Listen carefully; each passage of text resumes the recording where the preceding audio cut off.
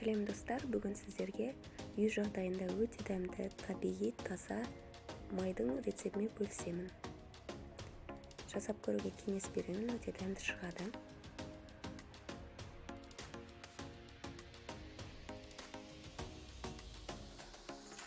Видеоға лайк басуды, каналыма тіркелуді, қызықты видеолардан қалып қалмас үшін колокольчик батырмасын басуды ұмытпаңыз.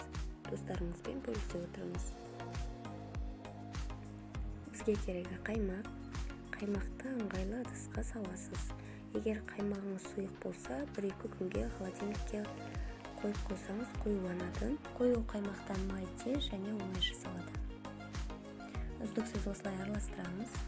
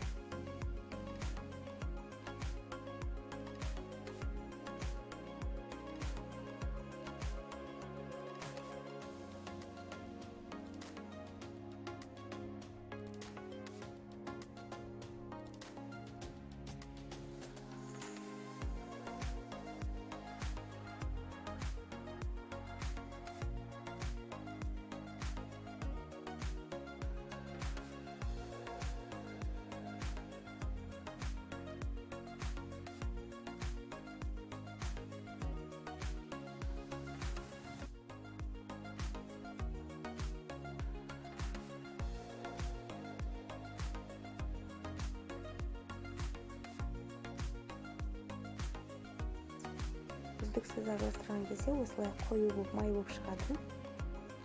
Сары су шығады.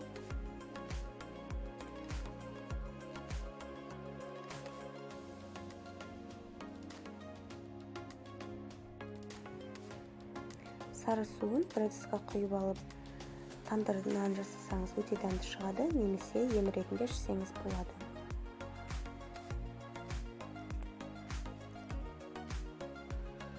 Енді үстіне сұп-суық су құйып илейміз.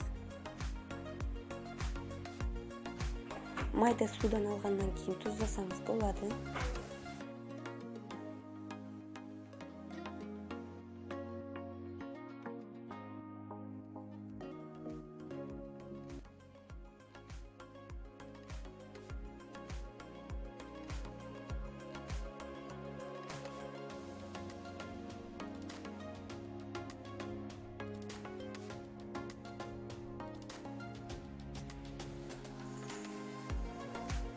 Дайын болған майды целлофанға саламыз. Керекті формаға келтіреміз. Осылай домалақ етіп салсаңыз да болады.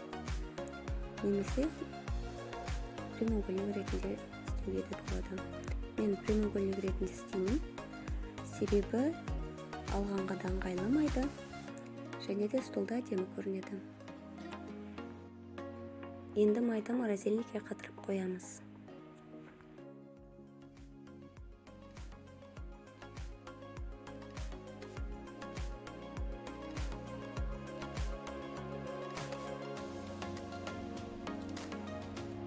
Өте дәмді шығады, жасап көрсеңіздер болады. Ең бастысы табиғи, өз қолыңыздан жасалған таза өнім.